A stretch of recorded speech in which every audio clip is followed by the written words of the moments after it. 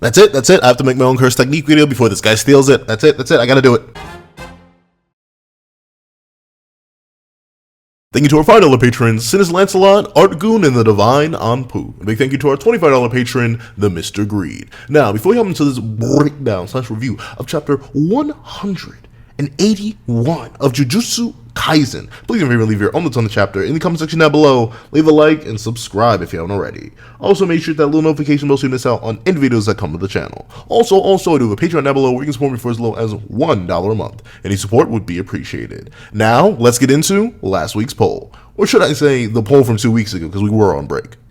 So, after the battle concluded between the mightiest and the mightiest, he with the greatest output and he with boundless curse energy, I asked y'all, of all the multiple battles we've had so far, all of them have had different opponents, and I wanted to know who was the favorite. We had 5 opponents to pick from, which was Hiromi Higuruma, Reggie Star, Kuroushi, Takako Uro, and Ryu Ishigori. And, you know, honestly, I thought not gonna lie, I thought the Higuruma hype had kind of faded, because it had been a while. It'd been a long while since we really had gotten to the Higuruma chapters and read over them, reviewed them. Like, it's been a minute. However, no way how, because the Higuruma hype is going strong with a meaty 67% of the vote. Y'all love him, and I completely respect that. He's a great character, and honestly, I'd say the most fleshed out of the characters we've gotten so far. Like, notably, he's the only one that was actually a modern sorcerer so far, and he's the only one that actually had a real backstory told to us. He much more got hints of everyone else's backstory without ever actually getting to see them. So I can definitely see why Higuruma took that top spot. And honestly, usually I like to have an answer to my own polls, but I'm actually really torn up between 2 on this poll, and I'll tell you that in a little bit. Then we have Reggie Star coming in at 6%. I understand that. I know a lot of people are still thrown off by his design, and obviously he bullied Megami for the most part. I know a lot of Megami fans out there are like, I hate him, but I really like Reggie. He's super duper cool. I really like his curse technique, and honestly, wish he stuck around a little bit longer, but it'd be like that when it really does sometimes. Kuroushi, I'll never forget. I was really hoping as I put that down, he would get 0% of the vote, but 4% of y'all, 4% of 142 votes, y'all were down for Kuroushi. Shoutouts to y'all. I'm glad you like the buggy boy. He did make a comeback. Shockingly enough, he did make another comeback after the comeback. I guess he only got to have one kid that could absorb all his curse energy before he died again. I don't know. But then we get to see Takako Uro. She got 7% of the vote. Shockingly enough, I expected her to actually do a little bit better, but then again, it really was Ishigori who stole the show at the very end. With 15% of the vote, he was too sweet to be beat. But of course, he got beat by Higuruma. And notably, I do have to say, like, it's like, I'm gonna do a ranking, like, sometime along the way of the fights we've gotten so far. Before we even get deep into this fight that's brought up and invented in this chapter, I do want to do a ranking of the fights since we've had so many.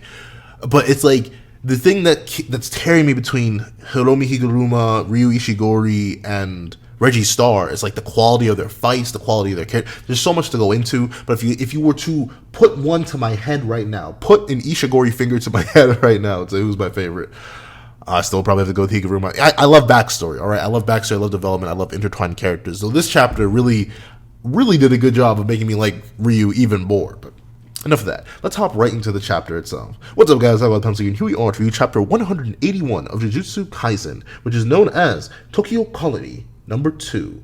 Tokyo number 2 Colony 1. Gege Akutame. And there are a lot of things that we got to talk about before we actually get into the context of the chapter. One, this opening color page is fire. You get to see Itadori, you get to see Megami, you get to see Yuta. And it's a really nice page. It's obviously like the weekly Shonen Jump cover page, which is why you have, like, I think that's Ayakashi Triangle Painkiller. I guess that's a new one. I don't recognize that. And MASH. Like, you have all those on there. So I guess those stories will be notable this week. But I mainly just like the coloring. Like, Akutame, he does coloring from time to time. Like, he definitely does. But every single time he does it is like an exponential leap. The only image I say would be better is the one that's like in that little circle up top where you get to see all 4 of the brothers together. That was a really cool image. But seeing Itadori conjuring curse energy around his fist, seeing Megami preparing to box somebody, and seeing Yuta preparing his blade, it's just a really cool image. Our real 3 MCs, unfortunately, ever since Nobara kind of got at the narrative, and obviously Gojo's at the narrative too. Like, our 3 MCs are these, and of course we have Hakari, but we haven't gotten much of Hakari until now. So that was a really good page. Then we have another page where that's kind of the plot one. I'm gonna leave that one be. I'll critique that a little bit.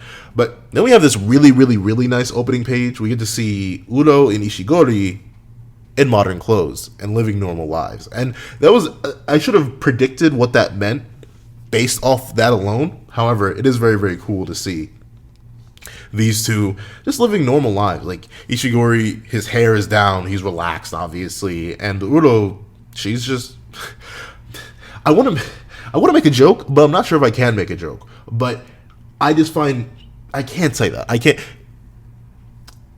Uro has something on her neck that is kind of ironic, considering her entire backstory, or at least what we know of her backstory. But the rest of her design is fine. I do like it. That's cool, and it's interesting to see that even apparently, regardless of her technique, she just has black scalera.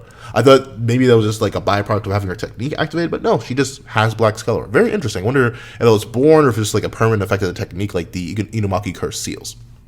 Who knows? However, very, very cool images. I love. It's weird. Akutame has this thing in coloring where he'll use like a lot of different black shading on top of coloring. Like I can tell he did base coloring, then went over it with like lightly with a darker marker. I can't do that. I don't know. I'm just not skilled enough as an artist, but I can recognize it. And I think it's really, really cool. I like the way he colors. It's just a really nice aesthetic design. And it's interesting to see Uro have pink hair. I don't know. I wasn't expecting that. She has a general pink theme. I think even her eyes are pink. So she has this whole like reddish, pinkish theme around her. Meanwhile, Ishigori is dressed in black, but well, mostly black. I don't know. It's a really cool design. However, enough of the color pages. Let's actually open up the chapter itself. So we open up and we get to see an interesting opening page where we get to see, again today, there's someone who wants to create a world known as Manga. And we see this dude, it's also a color page. So Gege really took that week off. It was like, hold on, let me snap real quick. And decided to open up with a color page. And we get to see that some foreign dude wanted to submit a manga. And apparently that's pretty uncommon. And that makes sense. You know, you don't necessarily expect people who are foreign to the industry and the country that the industry is held in trying to join the industry. And he has silver hair, green eyes, and overall looks pretty fancy. I wonder what's up with him. I can't wait to find out. However, we're going to get into the chapter itself, and we see that Ishigori, see, this is so weird though, right? I mean, I guess, but I don't know. Because Ishigori is from 400 years ago. But he references Papa, Sukuna. And I can't call that once. I can't. I know some people are still going to call that Sukuna Daddy, but it's not going to be me. And I already called him Papa. Regardless, we get to see that. Actually, no, this makes sense. Because this is Uro in the beginning. This is Uro. Because Uro says, you're the one who'll reach your limit. I've seen it all before. Sorcerers, cursed spirits, it doesn't matter. The only ones who are able to transcend beyond merely being strong are those with an overwhelming sense of self and a complete disregard of others. Natural disasters. And notably, what Uro is referencing here is Sukuna. And notably, this is personally the fight that I'm most hyped to see in this series. And who knows, it may never even happen just due to the circumstances of both characters. But I do want to see 20 Finger Sukuna versus Gojo, because these two characters, at least in the way that they've been described in Sukuna's case, and in the way they've been shown to us in terms of the Gojo past arc, these are the two characters who, in Blue Lock terms, are the ultimate egoists. They are entirely separate from the world around them, and they simply view it down as if they were a higher dimensional being. And due to the amount of power that they have, of course they would view the world that way. But still, it makes sense that what Uro's saying here, and obviously Uro's only saying this because she managed to get a little healing, but we see the reason that Uro's bringing up this point is because Yuta healed them. He spared them. He didn't view them as tools to his, I suppose, ascension. He didn't view them as stepping stones. He viewed them as people.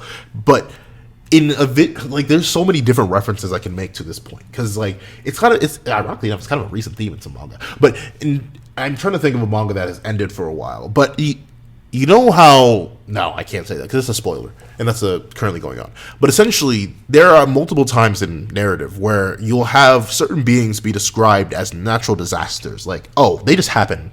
Like, sorry to say that, but your family, they happen, they got. It'd be like that when it'd be like that sometimes. Like, and that's what happens. You don't rage at a natural disaster. You can't rage at a tornado. You can't rage at a hurricane. Sure, they happen. And sure, you can get mad at the after effects that they leave behind, but it's not like you can speak to one. It's not like one would ever respond back to you. And honestly, in a way, that's how Gojo and Sukuna are within this world. They are transcendent beings. Like, no one will ever speak to Gojo. Like, in terms of, Gojo wants to be part of the lower world, but he is a being that has transcended. That's why I believe the infinity is the perfect power for Gojo. The ability to never be touched at all, under no matter what circumstances, is perfect for a being who's beyond the world they exist in. And also, the transcendence of Sukuna makes sense. The four-armed beast, a beast beyond comprehension, a curse, if you will, it makes sense that he also would view the world as beneath him. With their levels of power and their levels of transcendence, if they do anything, it is like a natural disaster, because you cannot stop it. It is inevitable, and no matter what you do, they will always happen. Like, and that's why I think their fight will be, on a thematic and parallel level, the most interesting fight in Jujutsu Kaisen, just because of how these two work. Sukuna was a natural disaster in the sense that he would come along and destroy you. It was simply, well, no. Here's the thing: you couldn't kill Sukuna. You couldn't defeat Sukuna permanently. You couldn't get rid of him entirely. It was just something that would keep happening. Like, the reason Sukuna fingers are around for Itadori to eat is because they couldn't kill Sukuna. They had to seal him away, but he would always inevitably return. It's the same thing that Kenjaku was dealing with when it came to the idea of the Six Eyes and the Limitless. No matter what, somehow, some way, those things would pop up. He slaughtered a young one, and it came back years later and defeated him. Obviously, there's something beyond these two. There's something higher. They're like natural disasters, something that, as long as you live, will always happen. Something beyond your control. So when these two beyond your control, it's like, essentially their battle would be like what would happen if a earthquake fought a hurricane.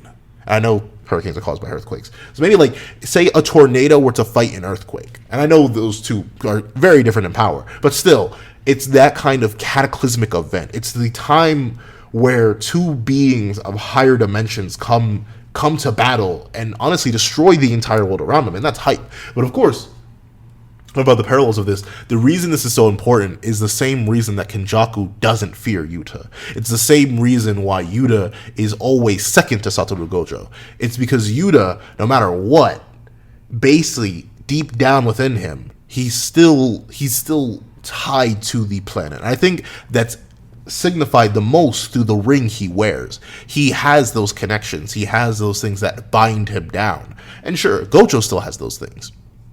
Obviously, the only reason he got captured is because he saw someone that looked like Geto and was like, hey, yo. But still, in the same vein, the idea that these ties to the world are something physical, something tangible that Yuta has to use, is much different than someone like Sukuna and Gojo, who have everything all to themselves. Sukuna doesn't have, well, as far as we know, Sukuna doesn't have no time limit. Other than taking over Itadori's body, he doesn't have any limit to his abilities. Once he starts using them, he can use them as long as he wants. Same with Gojo. With his infinite refresh on, he can always use his abilities. These two are truly boundless in the way that Yuta could never be. And Yuta's own emotions and his connections to the world are what will bind him down and hold him back from becoming that natural disaster, becoming something that Kenjaku feared, and becoming a monster in of himself. Which is amazing, yet concerning. But mostly amazing. And I'm sorry, I know I spent so much time on that first page. It's just because, once again, Gege is very good at making me speak. Like, in terms of, like, enjoying and breaking down and analyzing his narrative, Gege, he can make me do it, gosh darn it. He can make me do it. But, of course, we get to see that... I love it, too. Because apparently, he healed Uro first, obviously because she was in a worse state, and just left her. Like, straight, she just did. But then we get to see that... Let me see. Yeah, we get to see that Ryu, after probably hearing about it, is like, you're too sweet, Gotsu. And Yuta is like, I love how it even has zoned out written there. He's like, that isn't really praise. And we go on to see that Ryu goes on to explain, like, yo, sparing sorcerers who would seriously fight to the death. And he doesn't even get to finish, right? Because Yuta's like, it's useless. I know. Uro-san said the same thing. And even Ishigori's like, I'm sorry, what? Like, she's still alive? But, and I guess, but wait, the only thing is, hold on, let me go reread that. Because notably, Ishigori's shocked she's alive, but apparently that's because Makes sense. After domain expansion, my blast could only be so strong. But wasn't it said that regardless of his situation, his cursed output is always the same? 1 second. Okay, to quote appropriately, it says, Ishigori is the only sorcerer capable of releasing the same amount of power regardless if he's activated his curse technique. So notably, I think what Ishigori is saying here is that he was running on the limit of his curse energy too, right? Like, he may have been able to fire a stronger blast if he hadn't been fighting for so long. So I'll give him that. I won't call that a plot hole, though, admittedly. It kind of got me a little bit there when he said that, like, oh, well, after my domain expansion, it can only have been so strong. Really wish you could have seen it, but notably, the thing is, this is half of what I wanted, because notably for the longest time, like I kind of said it in every single video, I was like, Yuta, if you could, bro, spare them and become a trio, bro. Can you imagine? I still can't. Can you imagine the teamwork between these three? That'd be legendary. But of course, Ishigori's like, wait, she's still alive, so what are you doing here, man? But I love it though. Like, these two, like, after Yuta heals Ishigori and he like sits up, these two just have a conversation, and it's literally just like, it's too it's like, you ever, this is for my people, right? You ever find, you're all people, hopefully, but unless we get some non-people out there, you know, I accept all listeners, but essentially, do you ever have that person that, like, no matter what, even if you are not like direct equals in terms of strength, intelligence, speed, everything, I know it's all weird, I'm talking like versus battle terms, but if you're not direct equals, even if you don't have the same interests, on some level, no matter what, you are peers and true equals, and thus you can like speak about anything. That's the kind of vibe. Like, it's, I guess the term would be simple, right? Best friends, like good friends or whatever. The kind of vibe where you can just sit down and speak about anything. Like, Yuta and Ishigori, not the very chapter before, were fighting to kill each other. But right now, they're sitting up, watching over the destroyed landscape with this clouds going by, and Ishigori's literally asking, hey, yo, bro, you going to lover's tip with that woman? Like, what you got? What you got? What going on with Uro? And Yuta's literally like, I guess you could say that. And Ishigori's like, bro, come on now, you know how to treat a woman. You got to pay more attention to her. I can find this so hilarious. I don't know. I love it. I love it so much. And we see that Yuta goes on to explain the reason he can't pay more attention to her, and the reason why they're constantly arguing is just because of a difference in birth, right? As he says, anything I say will end in violence. She won't listen to me because, unlike her, I'm blessed. And that is it's rare, right? There are very few people out there, or very few things out there, even in fiction, that will really tell you, like, not all men are created equal. Like, some people are just born better than others, and especially in a superpowered society like JJK, the status and location and abilities provided to one at birth are supreme. They are the most important that one can expect to have, and honestly, they guide your entire future. There are very few things that allow that to change, like Sukuna fingers and maybe some other cursed tools, but other than that, what you see is what you get when you're born in JJK, and sometimes in life in general.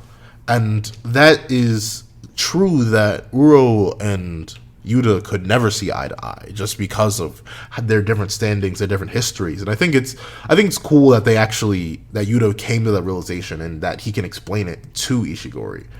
And even Ishigori, I love how he says it, like, I see. I don't really get it though. Like, Ishigori, I love him, man. He's not like a stupid character, but he lives a simple life, right? Like, he was also just born strong. I don't think Ishigori does not seem like one who trained. He doesn't seem like one who was like constantly working to strive to be the best he ever could. He was born strong and lived the life he was told to live, but now he lives the life he wants to live. And notably, we get to see that Yuta stands up and is like, hey, you know, it's been real, it's been fun, but I'm running low on curse energy. I use a whole ton of reverse curse technique to heal y'all, because, you know, I was bodying y'all behind. So now run me them points, my boy. And we see that while Ishigori's a bit confused, Yuta introduces Rule 10. Players may transfer a number of points of their choosing to another player. And we see Ishigori, he kind of flips the script. He's like, oh, okay, so that's how it is. So if it wasn't for this, you would have slaughtered us both. And I love how Yuta, like, I don't know, Yuta, I really, really, really like Itadori, right? Obviously, he's my favorite of the main trio. You remember that ranking video, and it hasn't changed. But Yuta, he's just great because he's as he goes to stretch, he's like, I don't know, would I like Yuta? An overpowered character done right. If I were to steal a phrase from Nuxtaka, like that's how you write an overpowered character. Make them humble, make them enjoy life, make them personable. I think that's really, really cool. I really love you. Oh, man, I really need to go back and redo my favorite Jujutsu Kaisen characters list. Like, and that was an hour and 30-minute long video. Man, I need to redo that because there's so many new characters. Oh, this is beautiful. I love the Culling Game so far. I'm really not gonna lie. And we see that Yuta, in response to the question of whether or not Ishigori and Uro would have just passed away without any regard, you're just like, I don't know. You should thank my friends for that. And the reason that line is so beautiful is because Yuta for the longest time thought he could never have friends because of his curse, but now he's using his curse to make friends, and he literally saved their lives. Like now with that, like the chapter doesn't even tell you what happens, right? It just says after receiving points from Uro Takuko and Ishigori. And well, no. Oh, no, that's not it. That's not it. But essentially what Yuta did, he gave them what he wanted them to have. He gave them a second chance of life. I guess Daruv was just a terrible... To be fair, I guess Daruv was just a terrible person. Like, Daruv just died. And so did, like, the other 7... Well, no, not 7. The other 6 people that Yuta killed. Like, maybe they were just horrible individuals that could not be spared. Or maybe it legit just was the point system, the transfer of... The point transferring system wasn't born yet, but essentially it is very, very cool that 2 people that Yuta probably identified with or at least respected enough, he let them live and he let them live their own life. And notably, I bet they all went off in their different directions. And the thing is, right, this isn't exactly what I wanted because I know it would have been stupid busted and I know y'all would have been like, pencil, that would have broken the narrative. But at the same time, I would have loved it if these 3 teamed up. But what this does is it now gives like, I mean, I'd say Uro is inferior to Yuta and Ishigori, no, unfortunately, just based on how the battle went and the fact that she is hard-pressed to attack on her own. But at the same time, I do believe there are now like 3 special grade level threats. Well, 2 more, because we already knew Yuta was special grade. But like, well, no, we have like 3 special grade level threats that are on good terms. So say the post-Culling Games arc, when Ishigori is just living his life eating up at a sweet shop and Takuko is going out on a date, Yuta could, I'm not sure if there's a communication system, but like he could call in those phone calls. Or at any moment in the future, if Yuta's ever in danger, say Yuta's fighting Kenjaku, guess who could show up? Ishigori and Takuko to come help him out in order to pay him back. I think that's great. That is a hanging threat, even if it never gets fulfilled, which I don't expect it to. Like, unfortunately, Yuta still isn't the main character. He's one of our MCs, but he's not the MC, so I don't expect him to really beat Kenjaku. But the idea that those resources are just out there now, that he could hypothetically just call in that card, or they can call in that card whenever they want, I think that's great. That's beautiful. I really like that, especially... I mean, to be fair, the same sort of thing happened with Higuruma, but Higuruma left on his own terms, right? Meanwhile, Yuta let them leave on his own terms. Already just died. So it'd be like that when it'd be like that sometimes. However, we get to see that now Yuta Okotsu owns 200 points. He got 28 points from getting Daruv and Kuroushi, and obviously, I believe they had like 77 points each or something for Takuko and Ryu. So, W Yuta. And then we get to see a woman that is yes, that's Miwa here. I can't do her voice. I cannot do the English voice actress's voice. I don't know her name, but she does a fantastic job playing Miwa. But we do see Miwa walking through the debris left over from who knows what. I'm not exactly sure if this is just like a random destroyed city, but Miwa is in the Culling Games, or maybe in the Culling Games. I don't know. I'm excited to see her evolution, but we don't spend too much time on that. This is kind of like remember when we got introduced to, what's his name, the comedian? Like, when we got introduced to him, it was just a random panel in the middle of a chapter, and then we cut away, and then he didn't show up for chapters later. So I'm assuming this is just build up to, like, the next arc after the Hakari arc that starts up here. But speaking of the Hakari arc, we get to see that Gege decided to get a little meta. In his manga, he brings up Shueisha, the publisher of Japanese manga, or a publisher of Japanese magazines, and we see that there's this whole conversation going on, right? And it seems to be pretty one-sided, right? Because the dude is saying, like, what makes a mangaka a mangaka? Look, it's not like there's a license to be a mangaka. Do you have serialization experience? Well, that's a little rude to ask. Have you been published? Now, that's an outdated question. Like, there's this whole narrative being spun here about this dude who makes manga. And notably, I'm not even lying to, like, I never want to become a mangaka, bro. I'm trying to sketch an Instagram series right now, and it's painful. I can't imagine doing this week by week, month by month. Like, I would be Togashi. Like, I would go on hiatus for months. You know how difficult that mess is? You know how long it takes me to do a single drawing with inking in it? And you'd be like, pencil, you could have assistants. I wouldn't want assistants to work on my drawing. I would want to do it all myself. I would have to be Nakaba Suzuki. So, like, I could not do it. Simply could never. However, it is interesting to see a mangaka within a manga, and I know his curse technique is going to be something wild. But notably, we get to see the editor here being like, you speak Japanese very well. And we see this guy sitting on the table. And notably, ironically enough, if for any of my Blue Lock fans out there, this guy definitely reminds me of Kaiser. I don't know why. Like, it's not even like they look similar. I mean, they kind of do. But he just straight up reminds me of Kaiser. And we see that in response, after he's being told to sit down normally, he's like, you too, you also speak Japanese very well. But the guy's like, yeah, I'm Japanese. I hope I speak Japanese pretty well. But then again, I know multiple people born in a native country that don't speak the native language just because it isn't used as often. But at the same time, we see that apparently our homeboy here was, let's see, he used Josu instead of Uma. I'm not sure what that means. But he was born and raised in Japan. That's why he speaks fluent Japanese. But both of his parents were French. So his parents are probably like designers or something like that. Essentially rich people that moved to Japan, and bada bing, bada boom, had him, and now he raised and grew up there. And as the guy says, like, what you're viewing me now, it isn't just a part of my personality. It's me in my entirety. So he's pretty eccentric, but he's kind of cool.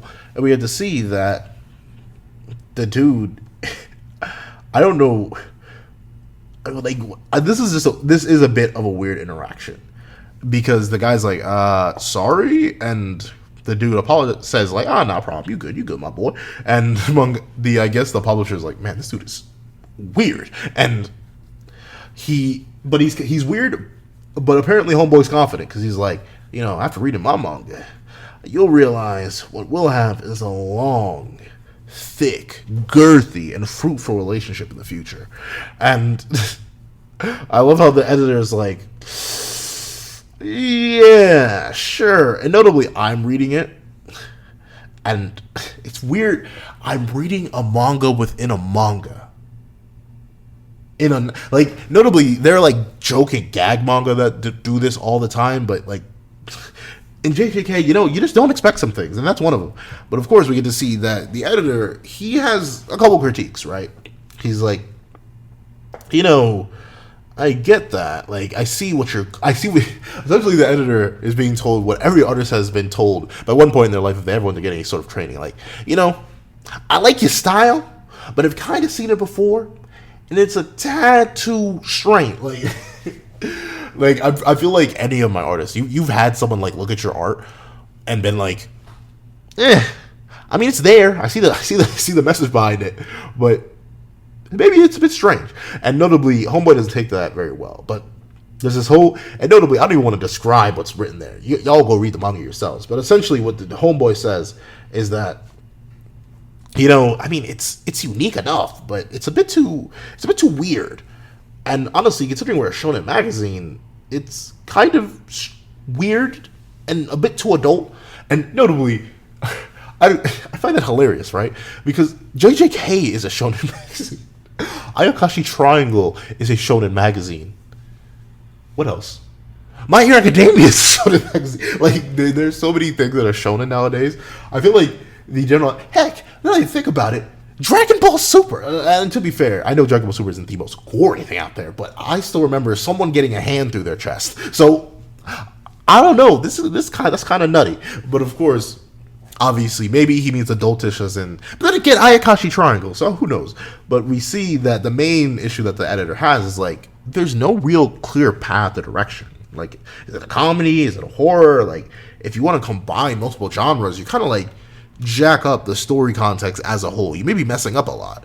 And I honestly, personally, I actually experienced that. Like, I do believe to some degree, well, no, a lot of degree, editors are important. Like, they can definitely help tighten up a story. And the thing is with, like, creators, and this happens to me. Like, I'm just a content creator. I don't make manga. I write books, but I don't publish them yet. So a thing that I've noticed is that I have so many ideas that end up being put out. Like, heck, you hear my reviews. I go off in 15 different directions for multiple different minutes at a time. Like, these things just happen. I can't help that. But an editor will do a good job in telling you that. I do think that criticism that he makes is good. And I do find it hilarious, right? The dude's like, and honestly, not gonna lie, the drawings you did, they're booty. Like, there's no way a finger would bend this way. And I love how the guy goes to say, here, look at it closely. And in the same instant, the dude like grabs his finger and cracks it and bends it so it looks that way. And he better than me. Like, I would not just be screaming at that. I would be like, he just goes ow really, really loud, but I would be in agony. And of course, he's like, oh, trying to be new mangaka is like, oh, it's the same as the manga now, right? Come on now. And to a degree, like, I don't agree with how he did it. Charles Bernard. I don't agree with how Charles Bernard did it, but I do kind of agree with him, right? When he says, if you really care so much about realism, then just watch live action movies or look at photos. Like, come on now. I do agree to a degree. The reason we have creations and like fiction and stuff like that, while it's good to have like realistic theming and narrative and characters behind it, the fun in creating freeform stuff is that it doesn't have to conform to reality. That's what nonfiction books are for. That's what real life and photos are for, or live action movies. It's great to see stuff like that. But at the same time, it's good to have creative stuff. I do appreciate that, though I just don't like the way he went about it. And we get to see that the guy asks, like, publishing house, what's wrong with you? And we see that he's going on this entire tirade about how it's wrong to try and limit himself and limit his artistic freedom and stuff like that. He's just amazing and better than everyone else. And he literally says, I don't know, I find it hilarious. He's literally like, I'm done speaking with you. And he walks out before the guards can even come and get him. And notably, we see Charles just reflecting on himself. He's like, what is this? What is manga? What is a mangaka? And he just doesn't have an answer. And we cut away and we get to see that apparently he was asking these questions to Hakari. And he's like, hey, have you figured it out yet? And it's November 12th at 12 in the afternoon, 12:11. And Hakari's like, no, why would I have? And notably, homeboy sitting there is like, man, lucky you cute, bro. No, I'm kidding. But he's like, we're lucky the electricity's still working here. And these are just two insane, eccentric personalities that weren't meant to mix. Like, notably, like, the only, like, larger-than-life character we really have in our, like, trio of Yuta, Megumi, and Itadori really is Itadori, but at the same time, he's sobered up and become a lot more serious. And Megumi has always been serious. He just has those moments where he, like, snaps and goes crazy. And Yuta has those slight moments where he, like, gets really deep in the battle. But, like, from the start, Bernard and Hakari are, like, the two most bombastic personalities we've had from intro to intro clashing right now. And I think that's really, really cool. I love it when a mangaka will kind of go out of their, like, range of field. And that's what I believe this is. It's like Gege stretching his art, character creating talent is like, let me just make two insane people fight each other here. And because we see Hakari's like, you know, you may be feeling lucky, but I don't feel lucky at all. I'm sort of taking a Ferris wheel ride with a guy. And they have, like, once again, you ever just have those people you run into that, like, off first meeting, it's just on site, you're good friends, or, like, you just have casual conversation, like, no matter what, you just run into that person that somehow your interests align, you don't need to spend much time together, you're just like, yeah, whatever, we'll hang out. And we see that Bernard brings up the fact, like, you know, you could have just turned me down and left me here. And we see that Hakari explains, like, yo, I'm just doing this as a preview, right? You know, when I bring Kirara up here, you know, we all have a good time in the Ferris wheel, you know what I'm saying? And of course, we see that Bernard is like, hate to break it to you, bro, but like, do you see the world around us? Do you really think it's gonna go back to normal after all this? And we see that apparently Bernard believes in the exact opposite that Hakari does. He doesn't believe that Hakari will ever be able to bring a girl here. He doesn't believe that he'll ever be able to publish his manga. He doesn't believe anything like that because he sees that this is essentially like the final scene. Ever since Tokyo filled up with monsters, curses, no one's publishing manga anymore. In the end, mangaka and editors ended up the same way. I respected them. I loved them. I felt the same way towards so many mangaka to so many works. I need to ask you something. Give me a reason to fight. Like, Hakari is better than me, bro. Because, like, and I guess Hakari is, like, just a nicer guy than what he puts on at first. Because notably, he's a nicer guy as revealed after the Itadori fight. Because we know he likes to help those younger than him. Especially those lacking passion and lacking drive. Or he can see when people have potential and have drive within them. And you can tell that by how he looks at Bernard when Bernard's saying all this. And when Bernard asks him for a reason to fight, he's looking at him like, do I really want to do this? Like, he's considering in his head, like, he's running the stats. Like, I could just off this dude right now and get my 5 points. But at the same time, I could have a fun fight if I rile him up. And we see that apparently, and this is interesting, right? Because notably Bernard's like, well, in the Culling Game, the only reason to fight is negative reasons. Meanwhile, when in manga, you have to give readers a positive reason to keep reading. And that's ironic how that ties into, like, cursed energy, which is obviously negative emotions and stuff like that, versus reverse cursed energy, which is positive emotions. I don't know. That was very interesting to me. I'm kind of geeked that he brought that out. However, we get to see that being a mangaka, he's just so positive, so pure. He broke a man's finger, but you know that was just to prove a point. Now he must have a reason to hate Hakari. He needs to hate Hakari so much that he's gonna want to send him to the afterlife, and. Hakari, without hesitation, is like, you're a mangaka, right? And he gets a quick answer of, yes. And Hakari simply declares, like, yo, let me level with you real quick, bro. I want to read your manga even if you beg me to. I don't want to catch your gloomy funk. And immediately, he's like, yo, stop whining and go all out, you disgusting otaku. And Bernard, just being as insane as he is, he's like, why'd you have to say something so awful? And he immediately starts crying. And luckily enough, no break next week, so we're immediately hopping into the Hakari versus Bernard fight. Great. This chapter, 12 out of 10. Like, I don't know. I love everything about this chapter, despite there being no real conflict. Like, the fact that we just had a conversation, we had a glimpse into the past with Sukuna. We had the revelation that Uro and Takuko are the same individual pencil. Uro and Ishigori, they're still both out there in the world. They're on living their new lives. We get that Yuta is sparing them. Yuta has 200 points, meaning he can add 2 rules now. I wonder what those are going to be. Probably the communication, probably the transfer between barriers, or the ability to exit barriers. Ooh, is it exit or transfer? I wonder what it is. But we have the whole introduction of Bernard. We have the reintroduction of Hakari. We have the possible teasing of Miwa. There's so much in this chapter that I just love that it was definitely worth the 2-week wait.